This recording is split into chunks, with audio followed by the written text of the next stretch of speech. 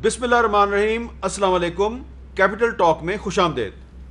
नाज़रीन कराम, आज मुझे बहुत आजिज़ी के साथ आपकी खिदमत में कुछ ऐसी बातें करना है जो हो सकता है कि कुछ लोगों को बड़ी नागवार गुजरें, लेकिन आपकी तरह मैंने भी जान तो अपने अल्लाह को देनी है।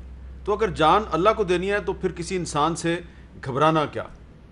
और अगर मेरी बातें किसी को नागवार गुजरती हैं तो कड़वी गोली समझकर इसे नगल जाएं, बर्दाश्त करें। कभी कभी कड़वी बातें भी आपको सुननी चाहिए।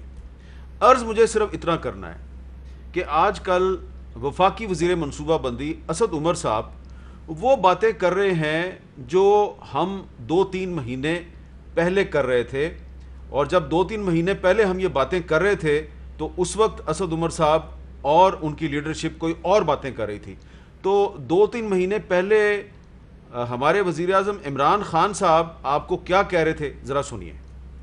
आपने सबसे पहले घबराना नहीं है। बाहसियत कौम हम इसका मुकाबला करेंगे और इंशाल्लाह हम ये जंग जीतेंगे। अगर आपको ज़ुकाम हो जाए, खांसी हो जाए, इसका ये नहीं मतलब कि आपको कोरोना हो गई है।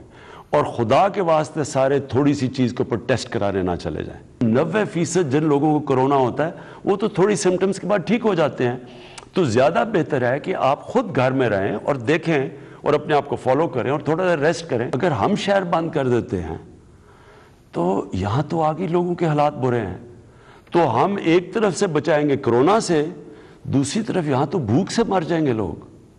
अब ये मार्च 2020 में वज़ीर आज़म इमरान खान साहब ने ये बात की थी, और आपको अगर याद हो तो ये मार्च 2020 ही का महीना था जब हमने बार बार आपको WHO की एक वार्निंग से आगाह किया था। और WHO की वार्निंग ये कह रही थी कि जो कोरोना वायरस नामी वबा है, इससे पाकिस्तान दुनिया में सबसे ज़्यादा मुतासर हो सकता है। और उस वक्त बहुत से लोग कह रहे थे कि पाकिस्तान को इस वबा का मुकाबला करने के लिए कुछ सख्त इक़दामात की ज़रूरत है। और हम भी बार बार आपको सूरत हाल की नज़ाकत का एहसास दिलाने की कोशिश कर रहे थे, लेकिन उस वक्त हमारी बात नहीं सुनी गई। अच्छी बात है कि अब वज़ीर आज़म साहब जो हैं वही बात कर रहे हैं जो हम मार्च 2020 में कर रहे थे। और देर आए दुरुस्त आए, अब हमें उनकी बात सुननी चाहिए। उन्होंने हमारी बात नहीं सुनी 2-3 महीने पहले। चलें अब हम वो सही बात करें, हमें उनकी बात सुननी चाहिए और आवाम को चाहिए कि अब हुकूमत के साथ ताउन करें। आज एक और बहुत अहम मसला, उस पर भी हमने बात करनी है। आपको याद होगा पिछले हफ्ते हमारे प्रोग्राम में वफाकी वज़ीर फैसल वाडा साहब ने कहा था कि पेट्रोल का बहरान हल करने के लिए वज़ीर आज़म इमरान खान साहब ने 48 घंटे की डेडलाइन दी है। वो डेडलाइन गुजर चुकी है। उन्होंने अपने हमारे उस प्रोग्राम में ये भी कहा था कि वज़ीर आज़म ने वफाकी वज़ीर उमर अयूब और मुआविन ख़ुसूसी नदीम बाबर को कहा है कि आप 48 घंटे में मसला हल करें। तो 48 घंटे में मसला हल नहीं हुआ, और आज मैंने आपको ये बताना है कि पाकिस्तान के कुछ शहरों में आज, यानी इस वक्त जब मैं आपसे मुखातिब हूँ, तो पाकिस्तान के कुछ शहरों में पेट्रोल 145 रुपये फ़ी लीटर भी फ़रोख्त किया जा रहा है, यानी कि डबल प्राइस पर। तो ये क्यों हो रहा है, इस पर आज हम हुकूमत से भी बात करेंगे, अपोजिशन से भी बात करेंगे, और अपोजिशन के एक अहम रहनुमा शाहिद खाकान अब्बासी साहब से पूछेंगे कि आपने तो बड़ी एहतियाती तदाबीर इख्तियार की, लेकिन फिर अनफॉर्चुनेटली बदकिस्मती से आप खुद कोरोना का शिकार कैसे हो गए और आप इसका मुकाबला कैसे करें। लेकिन सबसे पहले हम बात करेंगे वज़ीर आज़म के मुआविन ख़ुसूसी नदीम बाबर साहब से। नदीम बाबर साहब, बहुत बहुत शुक्रिया। इससे पहले कि मैं पेट्रोल के मामले पे आऊँ, एक सवाल अगर आप बुरा ना मनाएं, वज़ीर आज़म साहब ने कहा था कि तमाम उनकी जो कैबिनेट के लोग हैं और ख़ास तौर पे जो स्पेशल असिस्टेंट्स हैं मुआविन ख़ुसूसी, वो अपने एसेट्स का ऐलान करें। आपने अभी तक अपने एसेट्स का ऐलान क्यों नहीं किया? जो कैबिनेट से अमीर साहब हमें डायरेक्शन आई ना, वो 1 तारीख को आई थी और उसमें था कि जी 15 दिन के अंदर डिक्लेरेशन दे दें। सो वो कल डिक्लेरेशन की डेडलाइन है। मेरी डिक्लेरेशन तैयार है। आज 15 जून है। हाँ, कल सुबह डेडलाइन है उसकी। 16 पहली को लेटर आया था और 15 दिन कहा था। ये तो ब्रेकिंग न्यूज़ है कि नदीम बाबर अपने एसेट्स जो है वो डिक्लेयर कर रहे हैं। एब्सोल्युटली, सुबह जमा हो जाएगा। मेरे एक दोस्त हैं, आपके भी दोस्त हैं, उनका ख्याल था कि आप तो कभी भी ऐसा काम नहीं करेंगे। ऐसी कोई बात नहीं। मेरे तमाम एसेट्स मेरी FBI रिटर्न में डिक्लेयर्ड है। अच्छा, चलें, ये तो अच्छी बात है कि कल आप कर देंगे जी। अच्छा, अब ये बताइए कि हमें पिछले हफ्ते हमारे प्रोग्राम में फैसल वाडा साहब ने कहा था कि प्राइम मिनिस्टर ने कैबिनेट मीटिंग में उमर अयूब साहब और आपका नाम लिया, नदीम बाबर को कहा है कि 48 घंटे में जो पेट्रोल पंपों पे क्राइसिस है इसको ख़त्म किया जाए। आपका क्या ख्याल है कि आज क्राइसिस ख़त्म हो चुका है? सवाए केपी के पे मैं अलहदा बताऊंगा, बाकी मुल्क में तकरीबन 95-97% पंप्स फुली ऑपरेशनल है। किसी जगह कोई आइसोलेटेड पॉकेट्स हैं, उस पर भी मैं आ जाऊंगा। केपी में 2-3 एरियाज हैं जहां अभी तक हमें कंस्ट्रेंट नज़र आ रहा है। तो इसका मतलब है कि आपको पहले से पता है कि खैबर पख्तूनख्वा में अभी बहरान हल नहीं हुआ? कुछ एरियाज में, लिमिटेड एरिया। अच्छा, चलें मैं गुफ्तगू का आगाज़ यहीं से कर लेते हैं। चलें, ठीक है। पेशावर से गुफ्तगू का आगाज़ करते हैं, लेकिन हम आपको ग्राउंड रियलिटी पहले दिखाएंगे। पेशावर की ग्राउंड रियलिटी, हमारी एक रिपोर्ट है जो पेशावर से हम आपको दिखा रहे हैं। आज की जो सूरत हाल है वो हम नदीम बाबर साहब की खिदमत में पेश कर। रेट कम कर दिया तो क्यों नहीं मिल रहा है? बहुत ज़्यादा पेट्रोल है पेशावर में, क्यों नहीं मिल रहा है? ये हालात है हमारे, देखें हम कहाँ होके आए हैं, कहीं भी पेट्रोल नहीं मिल रहा है।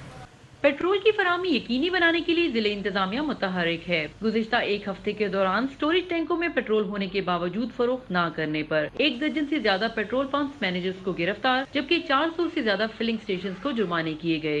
इंजन फ्यूल्स के ऊपर हमें ये पता लगा है, हमने उनके डेड लेवल्स चेक किए, जो डेड लेवल से ऊपर मौजूद थे और तेल नहीं सप्लाई कर रहे थे, या जिस तरह भी आप देख रहे हैं रश लगा हुआ है, इसका फ़ायदा उठा के कोई भी पेट्रोल पंप मैनेजर पेट्रोल महंगे दामों में बेचा था, उनको हमने अपनी इंटेलिजेंस सोर्सेज से भी चेक किया, खुद भी चेक कर रहे हैं। जहाँ से भी कंप्लेन आ रही है इमीडिएट अरेस्ट है, और वो अरेस्टेड मैनेजर्स अभी तक रिलीज नहीं किए गए। पेट्रोल पंप इंतजामिया के मुताबिक जखीरा अंदोजी के इल्जामात बेबुनियाद हैं, उन्हें पेट्रोल कम मिल रहा है। जितनी आवाम मांग रही थी उतना हम देते थे, क्योंकि हमें सप्लाई मिल रही थी, लेकिन ये हमें तकरीबन फ्राइडे से हमें सप्लाई सही नहीं मिल रही। उससे हमें जो हमारे पास होता है हम भेज देते हैं, उसके बाद हम फारग बैठे होते हैं। जैसे अभी भी हमारा पंप बंद पड़ा है। वफाकी हुकूमत ने पेशावर हाई कोर्ट में 11 जून को 3 दिनों के अंदर पेट्रोल बहरान को खत्म करने की यकीन दहानी कराई, ताहम अब तक बहरान खत्म नहीं किया जा सका।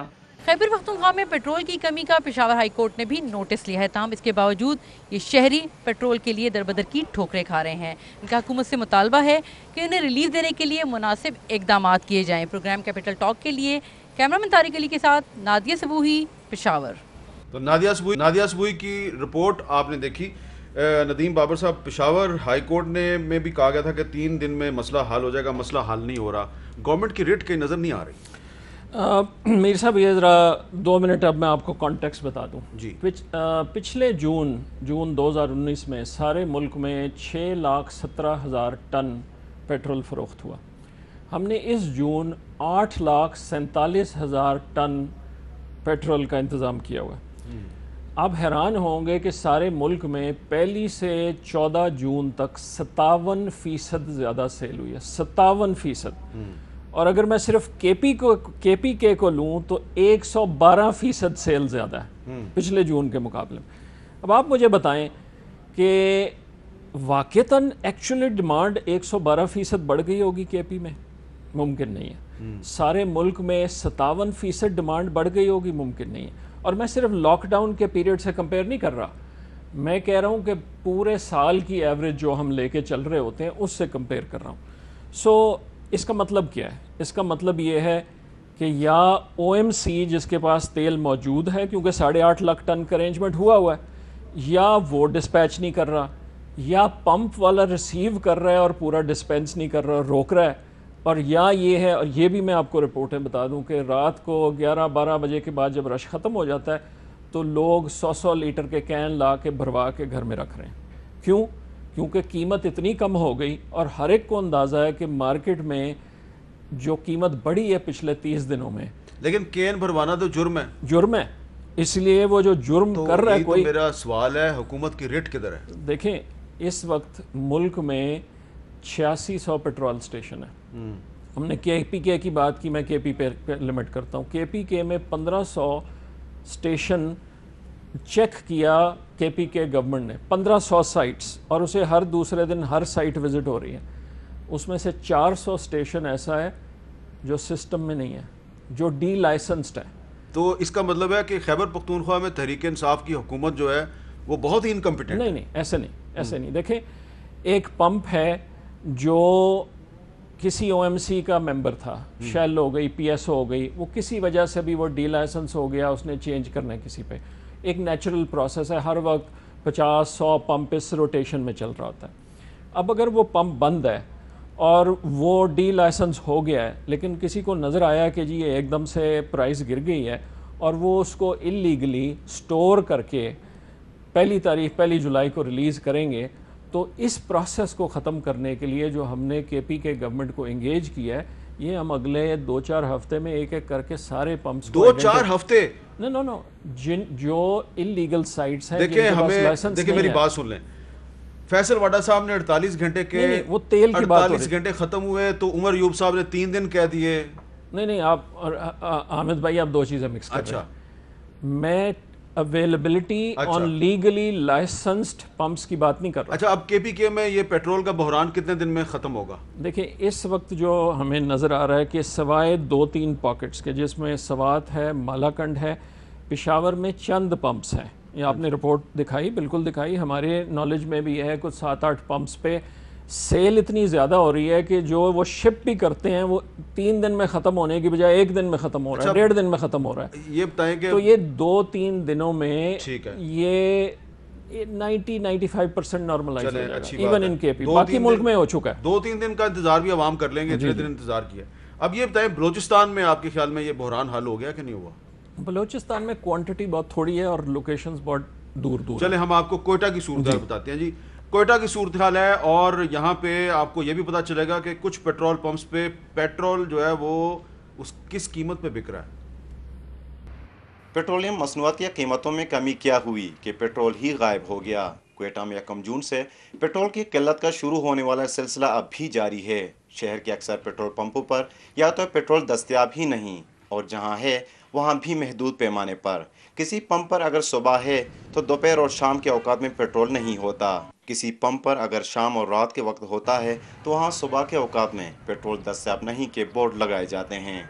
जबकि कुछ पेट्रोल पंपों पर वी पावर के नाम से पेट्रोल 145 रुपये फी लीटर में भी फरोख्त हो रहा है। शहरी पेट्रोल की तलाश में पंपों का चक्कर लगाते या पेट्रोल के इंतजार में लंबी लाइनों में खड़े दिखाई देते हैं। नहीं भाईजान, पेट्रोल की कमी है, पेट्रोल नहीं मिलता है, इसलिए सस्ता भी हुआ है फिर भी मिलता नहीं है। हमारी बात पहुंचेगी किसके पास? किसी के पास पहुंची है आज तक? गरीब आवाम से किसने पूछा?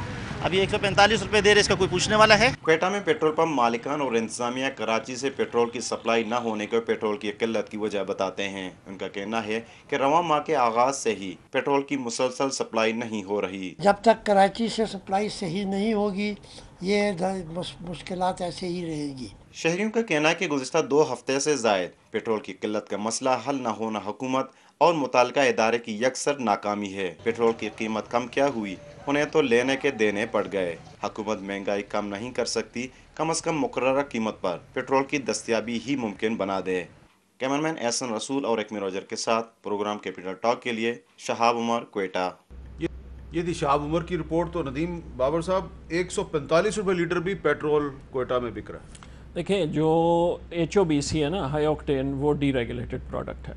ये जो आपने रिपोर्ट दिखाई है, ये वो पंप वाला कह रहा है कि जी मेरे पास रेगुलर सुपर अवेलेबल नहीं है जो 75 का है, मेरे पास HOBC अवेलेबल है, वो बेच रहा है। अब वो अगर सुपर को रिटेन कर रहा है और उसकी जगह फोर्सिबली हाई ऑक्टेन बेच रहा है तो वो इलीगल काम कर रहा है। और इस तरह के, कोयटा का तो मुझे मालूम नहीं, लेकिन इस तरह के कई लोकेशंस पे डिस्ट्रिक्ट एडमिनिस्ट्रेशन ने FIRs भी काटी हैं कि उसके टैंक्स में सुपर अवेलेबल है लेकिन वो उसको डिस्पेंस नहीं कर रहा और वो HOBC हायर प्राइस पे बेचने के लिए डिस्पेंस कर रहा है, तो वो FIRs कट रही हैं।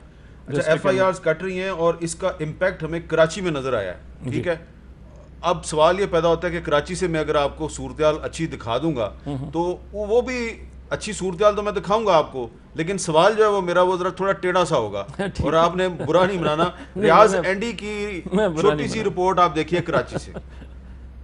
आमिद मीर साहब, जहांगीर रोड पर ही कुछ और पंप्स हैं। एक निजी कंपनी का पंप है, यहाँ बाद में आता हूँ, सामने कौमी कंपनी का पंप है, वहाँ भी पेट्रोल मिल रहा है और यहाँ पर भी मिल रहा है। इस निजी कंपनी के खिलाफ FIR दर्ज हुई है गालिबन, और इनको पेनल्टी भी हुई है, ओगरा ने कार्रवाई की है, जिसके ऊपर ऑयल एडवाइजरी कंपनी काउंसिल ने अपना मौक़िफ़ दिया है, एहतिजाज रिकॉर्ड करवाया है। और उनका ये कहना है कि ओगरा जिस तेल को, जो बंदरगाह पे आए तेल को जो टैंक में पड़ा हुआ है, उसको जिसे वो ज़ख़ीरा अंदोज़ी कह रहे हैं, वो ज़ख़ीरा अंदोज़ी नहीं है। वो वहाँ पे तेल आता है और सप्लाई होता है, ट्रांजिटरी है, उसके ऊपर उन्होंने अपना रद्द अमल दिया है। बहरहाल सूरत हाल ये है कि यहाँ पर भी तेल अवेलेबल है, पेट्रोल लोग ले रहे हैं, पेट्रोल मिल रहा है। तो कराची के ज़्यादातर पेट्रोल पंपों पे पेट्रोल मिल रहा है। अब ये तो एक अच्छी बात है, ठीक है, लेकिन सवाल मेरा टेढ़ा है, विंगा। सवाल ये है कि कराची जो है वो सिंध में है और सिंध में है पीपल्स पार्टी की हुकूमत, जबकि पेशावर और कोयटा जो है वहाँ पर एक जगह पे आपकी पार्टी की हुकूमत है, दूसरी जगह पे आप उनके कोलेशन पार्टनर हैं। जहाँ पे आपकी रिट है वहाँ पे मसला हल नहीं हो रहा। नहीं, ऐसे नहीं है। सवाल आपने टेढ़ा किया, आपने इसको पॉलिटिकल रंग दे दिया। हाँ। फैक्ट एक्चुअली ये नहीं है। फैक्ट ये है कि जो ईरान से स्मगल्ड पेट्रोल आता था, जो काफ़ी लार्ज क्वांटिटी में आता था, वो बलूचिस्तान और बलूचिस्तान के रास्ते केपी के सदर्न डिस्ट्रिक्ट्स तक आता था। अच्छा। जब से कोविड की सिचुएशन शुरू हुई है, वो जो स्मगल्ड पेट्रोल है वो सिग्निफिकेंटली रिड्यूस हो गया। कराची में कभी भी ईरानी स्मगल्ड पेट्रोल बहुत कम जाता होगा, लेकिन बहुत कम, कुछ इंटीरियर एरियाज़ में जाता होगा। कराची में सारी जो इंपोर्ट है वो कराची के दोनों पोर्ट्स में आती है और उधर से आगे डिस्पर्स होती है। कराची में जितनी भी इंपोर्ट आ रही है उधर मौजूद है, उधर से उसने नॉर्थ तक 1000 किलोमीटर ट्रैवल करना है जिस तरीके से भी। सो जो क्वेटा और केपी में एक एडिशनल फैक्टर है, वो ईरानी स्मगल्ड प्रोडक्ट बंद होने की वजह से एडिशनल डिमांड इन दोनों सूबों में जो जनरेट हुई है, जो मौजूद हो पहले थी लेकिन वो स्मगल्ड प्रोडक्ट से फिल हो रही थी, वो अब आपके लीगल नेटवर्क पे आ गई। सो जैसे मैंने कहा कि अगर पीएसओ के एक पंप की एक दिन की सेल थी 100 टन बिलफर्स, अब वही उसी पंप को अगर पीएसओ ने अपने नेटवर्क से फीड करना था, हर तीसरे दिन टैंकर भेजना था, अब उन्हें हर 1.5 दिन बाद भेजना पड़ रहा है। 100% इंक्रीज़ हो गया। वो मूवमेंट जो है, जितना डिस्टेंस बढ़ता जाएगा उतनी ज़्यादा मुश्किल होती जाएगी। क्लोजर उनके लिए ज़्यादा आसान होगा, जितना दूर होगा मुश्किल होता जाएगा। तो अब आपने कहा है कि 2-3 दिन तक मसला हल हो जाएगा। केपी में भी जो 3 एरियाज़ मैंने स्पेसिफिकली आपको बताए, सवात का एरिया, मालाकंड डिस्ट्रिक्ट में, लोकेशंस पेशावर में भी हैं, लेकिन अगर जैसे आपके रिपोर्टर ने भी कहा, कई लोकेशंस ऐसी हैं कि फीड होता है और बजाय कि वो 3 दिन चले वो 1 दिन में खाली हो गया। और उनमें से कुछ लोकेशंस पंजाब में भी हैं। बिल्कुल है, बिल्कुल है। तो आप खुद ही बता दें कि मैं आपको बताऊं? आप नहीं है, बिल्कुल है। कुछ बता दें आपने, आपको क्या पता चला? देखिए, हमें फैसलाबाद का पता लगा, हमें सरगोदा का पता लगा, हमें कुछ गुजरांवाला के एरियाज़ का पता लगा, कुछ मुल्तान के साउथ में हमें पता लगा। बट मैं कह आपको ये रहा हूँ कि अगर आप सारे मुल्क का नंबर देखें और 57% सेल बढ़ी हुई है, तो नेचुरली जो लॉजिस्टिक्स नेटवर्क है उस पर प्रेशर तो बढ़ गया ना। और जितना आप दूर होते जाएंगे और जितना सेल परसेंटेज बढ़ती जाएगी उतना प्रेशर बढ़ता जाएगा। कुछ लाहौर के इलाके भी हैं जी, क्योंकि मैंने तो लाहौर के बारे में एक रिपोर्ट तैयार कराई हुई थी, लेकिन क्योंकि आपने पंजाब के कुछ शहरों का नाम ले दिया, हाँ। तो इससे अंदाजा ये होता है कि आपको ग्राउंड रियलिटी का काफ़ी हद तक पता है। फील्ड्स हैं, फील्ड में टीम्स हैं, लेकिन मैंने आपको अर्ज किया ना कि केपी के अलावा आइड से अबाउट 95% कवरेज हो चुकी हुई है। चलें, अच्छा, केपी में परसेंटेज लो। अच्छा, एक और भी इशू है, उसके हवाले से भी आप पे बड़े सवालात आते हैं। जी। वो आईपीपीज का मामला है, उसमें मैं को बात कर लूँ आपके साथ? नहीं, वो मुनासिब नहीं है। देखिए, मेरा आईपीपी से ताल्लुक, जब से मैंने गवर्नमेंट ज्वाइन की हुई है, I do not sit in any meeting.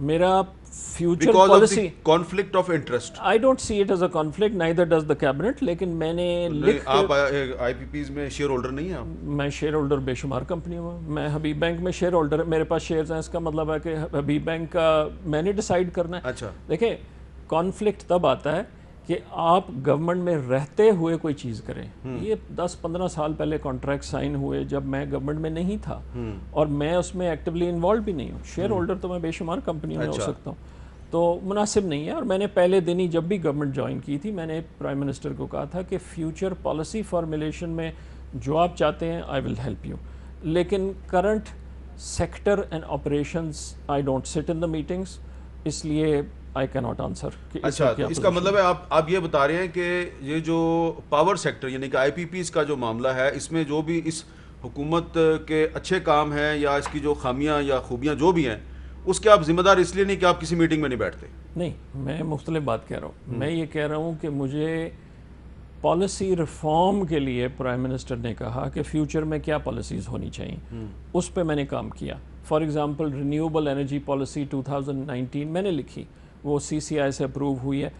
मैं ये कह रहा हूँ कि एग्जिस्टिंग जो भी प्लांट्स हैं उनके ऑपरेशंस के क्या मामलात हैं, उनके इश्यूज़ क्या हैं, उनमें मैं दखल नहीं देता, मैं बैठता नहीं। कभी कैबिनेट में मामला आए, I walk out, I step out, recuse my self. तो इसलिए स्पेसिफिकली अगर आप IPPs के हवाले से कोई चीज़ पूछना चाहेंगे तो वो मैं आई कांट आंसर, उसके लिए उमर साहब या सेक्रेटरी साहब से पूछा। चले ठीक है, लेकिन ये जो हमने पेट्रोल वाले मामले में बात की है, तो आपने 2-3 दिन की बात की है। चले हम 2-3 दिन नहीं, हम कोशिश करेंगे कि नेक्स्ट वीक 6-7 दिन के बाद आपको दोबारा तकलीफ ज़रूर, मैं हाजिर हूँ। और मैं ये चीज़ ज़रूर अप्रिशिएट करता हूँ कि आप तैयारी के साथ आए थे, और जो चीज़ें मेरा ख्याल था कि आपको नहीं पता होंगी, वो आपको कुछ पता थी, कुछ नहीं पता थी। ज़ाहिर बात है, कोई बात नहीं, वो आपका काम तो इन्वेस्टिगेटिव जर्नलिज्म, हमने तो रोज़ ऑपरेशंस करना। लेकिन अगली दफ़ा जब आप आए तो ज़रा ज़्यादा तैयारी के साथ आइए। ज़्यादा तैयारी के साथ आ जाए। बहुत बहुत शुक्रिया नदीम बाबर साहब। यहाँ पे एक ब्रेक लेते हैं, ब्रेक के बाद हम साबिक वज़ीर-ए-आज़म खान नवाज़ी साहब से बात करेंगे और उनसे बहुत से सवालात के अलावा ये भी पूछेंगे कि वो इतनी एहतियात कर रहे थे, कोरोना वायरस का शिकार कैसे हो गए।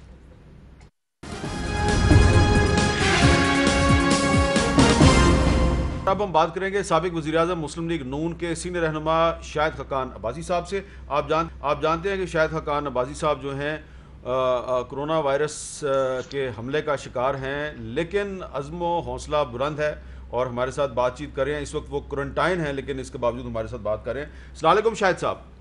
जी वालेकुम सलाम। शाहिद साहब बहुत शुक्रिया, आपने हमारे साथ बात की।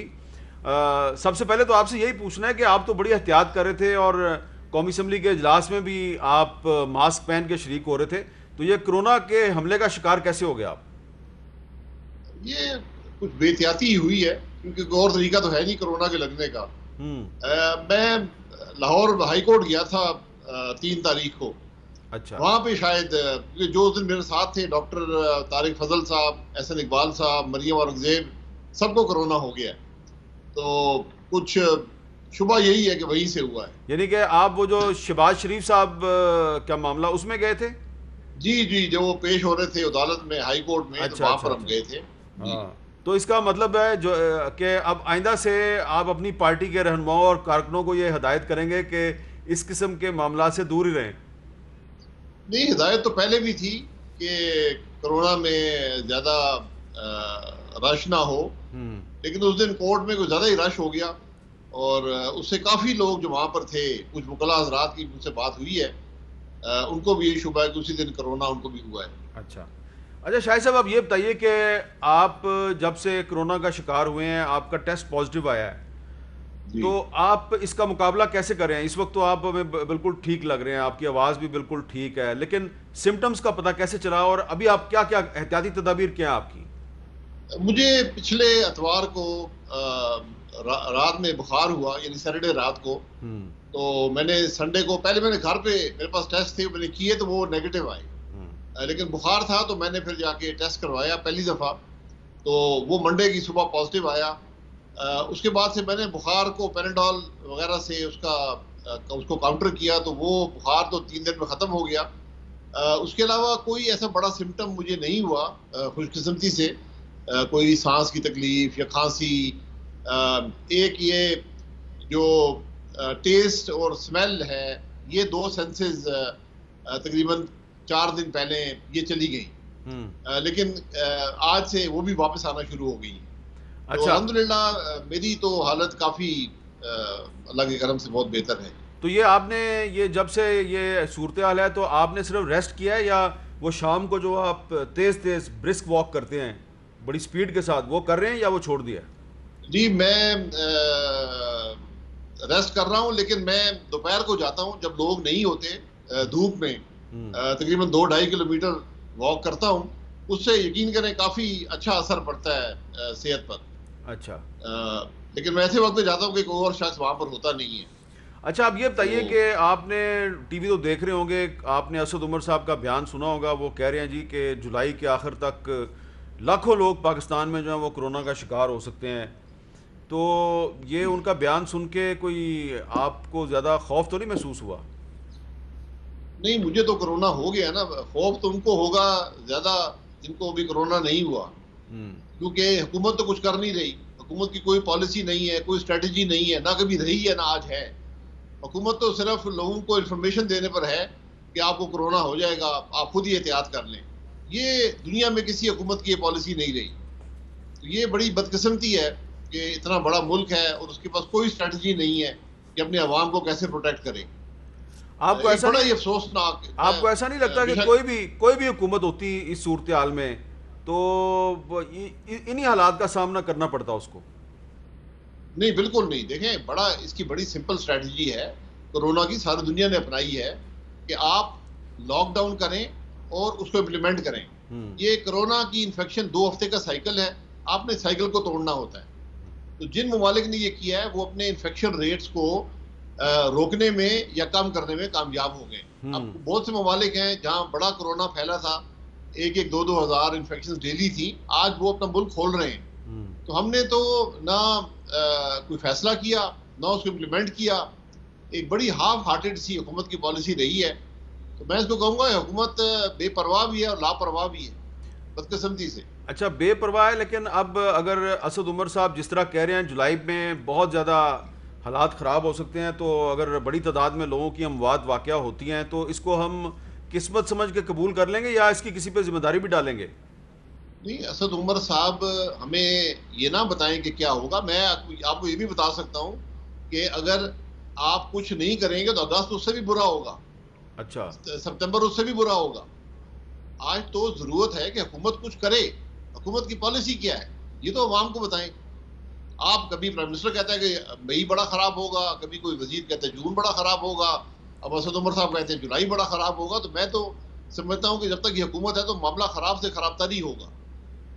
नहीं, लेकिन इसका हल क्या है? अगर आपकी फर्ज करें आपकी हुकूमत होती, आप वजीर आजम होते, तो आप क्या करते? देखिए, जिसकी भी हुकूमत हो, हल आपके पास एक ही है। 2 हफ्ते का बड़ा सख्त लॉकडाउन मुल्क के अंदर करें। एक मुल्क की पॉलिसी बनाएं, 2 हफ्ते का बड़ा सख्त लॉकडाउन करें, उसके रिजल्ट देखें। अगर जरूरत पड़े 2 हफ्ते का और करें, उसके रिजल्ट देखें। अगर जरूरत पड़े 2 हफ्ते का और करें। 6 हफ्ते का जो साइकिल है ये आपको इन्फेक्शन रेट को बहुत हद तक रिड्यूस करने में आपकी मदद करेगा। 2 हफ्ते में रिजल्ट आ जाएंगे। जब ये आपके कंट्रोल में आ जाए इन्फेक्शन रेट, आज तो 7,000 में पहुंच गया, जब ये आ जाए उसके बाद आप जो स्मार्ट लॉकडाउन जो दुनिया करती है कि पॉकेट्स देखती है कहां पर इन्फेक्शन हो रही है, उन पॉकेट्स को पर कंट्रोल करती है। आप ये नहीं कर सकते कि पूरा मुल्क आपने खोल दिया है, पूरे मुल्क में इन्फेक्शन फैल रही है और आप पॉकेट्स की तरफ तवज्जो दें, वो बात तो है नहीं। इतनी तेजी से इन्फेक्शन फैल रहा है। यकीन करें कि 20 रमजान शरीफ को मैं किसी को नहीं जानता था जिसको कोरोना हो, और अब कोई ऐसा घर नहीं है जिसको मैं जानता हूँ और उस घर में कोरोना ना हो। इतनी तेजी से पिछले 4 हफ्ते में ये फैला। अब इसमें एक सवाल ये पैदा होता है कि इंडिया में बहुत सख्त लॉकडाउन किया गया है, लेकिन इसके बावजूद वहाँ पे बहुत तेजी के साथ कोरोना फैल रहा है, तो वहाँ पे तो लॉकडाउन के बावजूद जो है ये फैला है। जी, इंडिया 1.4 अरब का मुल्क है। अगर वो लॉकडाउन ना करते, आप उनके हालात बहुत ज़्यादा ख़राब होते। बहुत गुंजान आबादी है वहाँ पर, वहाँ पॉवर्टी रेट भी बहुत ज़्यादा है। मैं नंबर में बात कर रहा हूँ कि वहाँ आदमी 40-50 करोड़ लोग ऐसे हैं जो पॉवर्टी के सतह से नीचे रहते हैं। तो जिस मुल्क ने भी लॉकडाउन किया वो कामयाब रहा है। आप वियतनाम देख लें, आप बांग्लादेश देख लें, जो दूसरी एग्जांपल्स हैं, आप ब्राज़ील को देख लें। तकरीबन महीना पहले 1500-2000 का इन्फेक्शन रेट था, आज दुनिया में नंबर 2 पे पहुंच।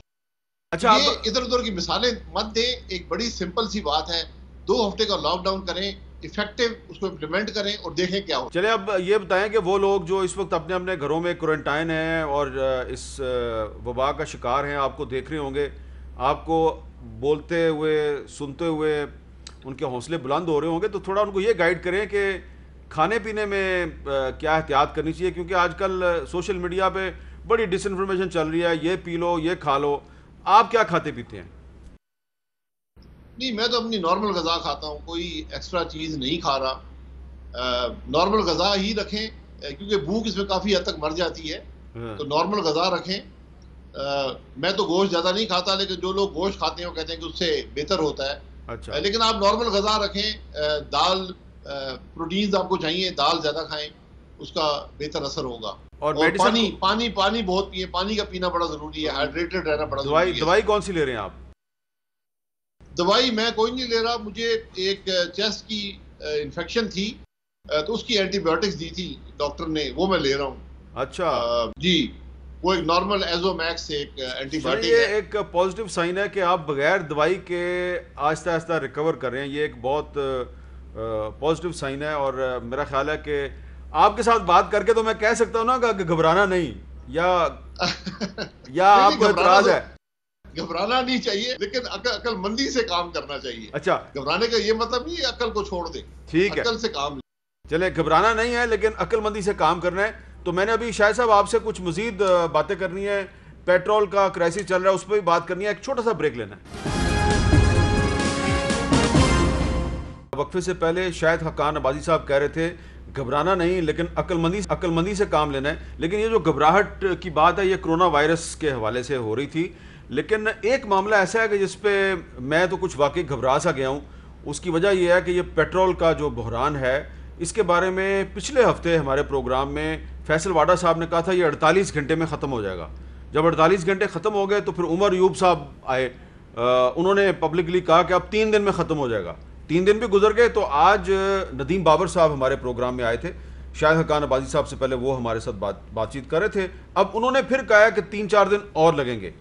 तो अब ये जो सूरत हाल है तो ये तो काम जो है चलता ही जा रहा है। और अभी आपको हमने रिपोर्ट दिखाई है कि कोयटा के कुछ पेट्रोल पंप्स पे 145 रुपये फ़ी लीटर पेट्रोल बिक रहा है। तो शायद हकान अब्बासी साहब क्योंकि पेट्रोलियम के मिनिस्टर भी रहे हैं, शायद हकान अब्बासी साहब प्राइम मिनिस्टर ऑफ पाकिस्तान भी रहे हैं, तो शायद हकान अब्बासी साहब आप हमें ये बताइए कि इस वक्त जो पाकिस्तान में ये जो पेट्रोल की किल्लत का एक बहरान है, हुकूमत की कोई कोशिश कामयाब नहीं हो रही, इसकी क्या वजह है? देखिए, मैंने खुद ये फेस किया है पेट्रोल का क्राइसिस। उस वक्त वजूहात कुछ और थी, इस क्राइसिस की वजूहात कुछ और हैं।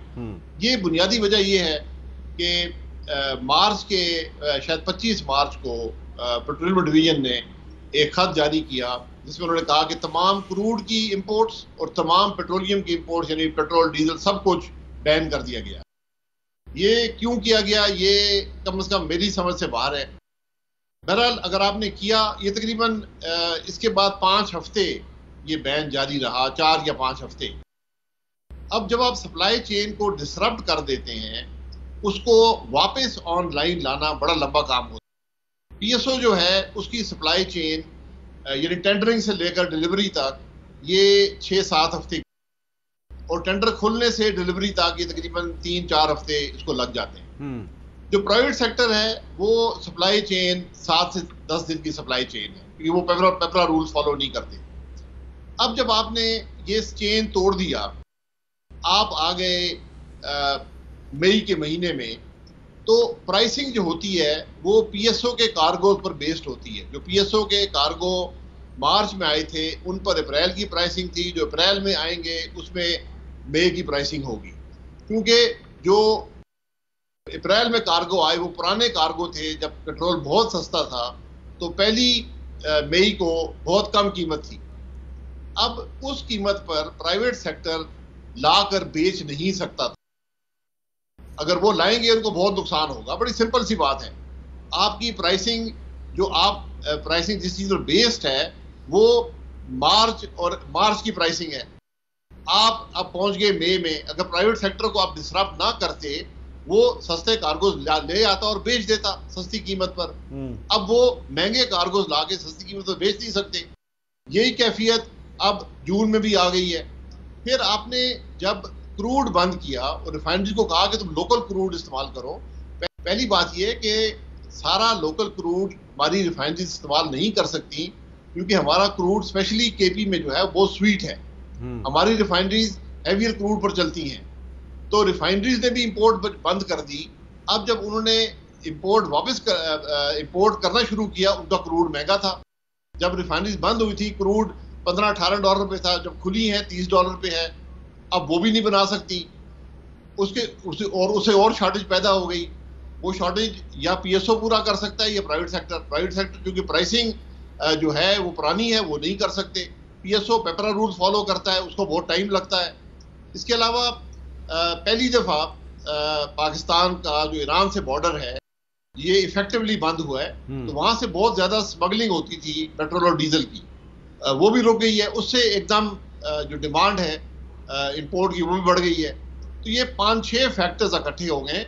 इसका इस वक्त एक ही हल है कि आप जो प्राइसिंग है वो 15 दिन की कर दें, ताकि उससे जो नए कार्गोज आए हैं वो बिक सकें। अच्छा, आपकी सारी जो बात मैंने सुनी है, ये सुन के आपने जो वजूहात बताई हैं, बड़ी मेरा ख्याल है बड़ा फेयर कमेंट आपने किया है, क्योंकि इसमें से कुछ वजूहात हमें थोड़ी देर पहले जो है नदीम बाबर साहब भी बता रहे थे, तो आपने सोल्यूशन भी पेश कर दिया। तो इसका मतलब यह है कि ये जो क्राइसिस है, क्राइसिस तो है, लेकिन इसमें हुकूमत की इनकम्पिटेंस है, लेकिन वो कम है। जो बाकी मामलात हैं, जो वजूहात आपने बताई हैं, उनका ताल्लुक इनकम्पिटेंस से नहीं है, वो तो अब हुकूमत की मजबूरी है। नहीं, 100% इनकॉम्पिटेंस है। अच्छा, देखें, एक पेट्रोलियम डिवीजन है, एक DG ऑयल एक पोस्ट होती है। आप जरा ये मालूम कर लें कि आज DG ऑयल की पोस्ट पे कौन सा आदमी बैठा हुआ है, ये पता कर लें।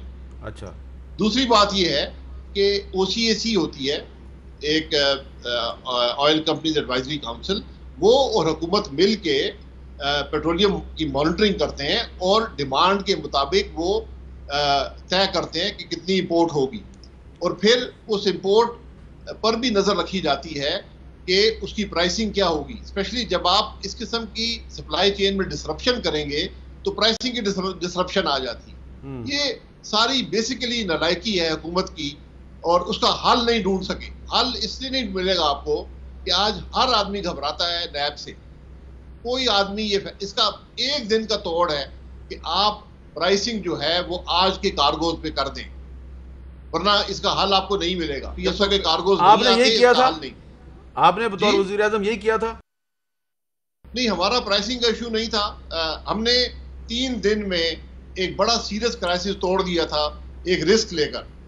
हमने क्या किया कि जो माल हमारे पास स्टॉक में था हमने सारा मार्केट में डाल दिया, और मार्केट की डिमांड को ड्राई अप कर दिया। डिमांड ही खत्म कर दी मार्केट से। अच्छा। उससे क्योंकि पैनिक बाइंग शुरू हो गई थी, जैसे अभी भी पैनिक बाइंग भी है, पैनिक बाइंग शुरू हो गई थी। हमने मार्केट को सारा स्टॉक फेंक कर उस डिमांड को खत्म कर दिया।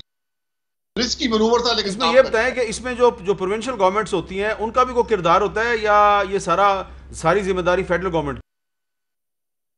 नहीं, ये तो एक प्राइवेट सेक्टर, एक प्राइवेट सप्लाई चेन है। PSO की भी है, प्राइवेट सेक्टर की भी है। उसमें इंतजामिया कुछ नहीं कर सकती, इंतजामिया मामले को ख़राब ही कर सकती है। वो तो हैवी हैंडेड जाते हैं, लोगों को अरेस्ट करना शुरू कर देते हैं। यहाँ मुझे पता चला है कि कंपनियों के जो अफसरान थे उनके बेटों को उठाया गया है, उनके भतीजों को उठाया गया है, जो टिपिकल पुलिस का तरीका होता है। इससे मामले बेहतर नहीं होते, इससे और कॉन्फिडेंस में कमी आती है। बड़ा सिंपल हल है, आज आप प्राइसिंग तय कर दें। असल में इसमें एक और मसला भी है कि इस दफ़ा हुकूमत ने 250 अरब पेट्रोलियम लेवी में और डाल दिया, तो ये अब प्राइसिंग नीचे नहीं कर सकते, क्योंकि प्राइसिंग एक बहुत बड़ा हिस्सा जो है वो अब पेट्रोलियम लेवी में चला गया है। अगर प्राइस को नीचे करेंगे तो इनके अपना जो रेवेन्यूज हैं वो हर तरफ से मार पड़ रही है। क्विकली ये बता दें कि इस वक्त सबसे ज़्यादा क्राइसिस खैबर पख्तूनख्वा में है और बलूचिस्तान में है, पंजाब के बहुत से शहरों में है, लेकिन हमने आज जो पता किया है तो कराची जो पाकिस्तान का सबसे बड़ा शहर है, वहाँ पे पेट्रोल की कमी का बहरान काफ़ी हद तक ख़त्म हो चुका है और पेट्रोल पंप्स पे पेट्रोल मिल रहा है। तो कराची में मिल रहा है, बाकी जगह पे क्यों नहीं मिल रहा? देखिए, कराची में एक तो रिफाइनरीज वहाँ पर मौजूद हैं, फिर प्राइवेट सेक्टर जो है, क्योंकि ट्रांसपोर्ट भी करना पड़ता है, 3 दिन का प्रोसेस है ट्रांसपोर्ट करने का नॉर्थ, तो पहला जो प्रोडक्ट आता है वो कराची में ही बिक जाता है। ये पहले भी ऐसे ही हुआ था कि नॉर्थ में ज्यादा क्राइसिस था और कराची में कम था। बहुत बहुत शुक्रिया शाहिद हकान भाई साहब हमारे साथ बात कर। और अब चलते चलते मैं वही बात दोबारा आपकी खिदमत में पेश करूँगा जो बात मैंने इस प्रोग्राम की इब्तिदा में की थी कि जब हम मार्च 2020 में ये गुजारिश कर रहे थे कि पाकिस्तान में कोरोना वायरस की वजह से हालात बहुत ख़राब हो सकते हैं, तो उस वक्त हमारी बात नहीं सुनी गई। उस वक्त जिस किसी ने भी कहा कि ज़रा सख्त इक़दाम कर लें, तो उसके बारे में यही कहा गया कि ये लोग जो है ना, ये ज़रा खौफ व हरास फैला रहे हैं, ये चाहते हैं कि हुकूमत के लिए मुश्किलात पैदा हो जाएं। और उस वक्त हमें ये कहा गया कि जनाब अगर हमने सख्त इक़दाम किए, लॉकडाउन कर दिया, तो जो गरीब हैं वो किधर जाएंगे। तो आपने देखा है कि पिछले 2-3 महीने में गुर्बत से पाकिस्तान में कोई आदमी उसकी मौत वाक़या नहीं हुई। अगर लोग मर रहे हैं, रोज़ाना मर रहे हैं, तो कोरोना वायरस से मर रहे हैं। तो अभी भी वक्त है। जो लोग कह रहे हैं कि 2 हफ्ते का या 3 हफ्ते का सख्त लॉकडाउन कर लिया जाए, उनकी बात पे गौर किया जाए, क्योंकि अगर आप ये गरीबों के नाम पर ये मामला जो है इसको इसी तरह डिले करते रहे, तो फिर आने वाले दिनों में हालात जो हैं वो ऐसे होंगे कि शायद जो आज के हुक्मरान हैं इनको तारीख़ कभी माफ़ नहीं करेगी। इजाज़त दीजिए, अल्लाह हाफ़िज़।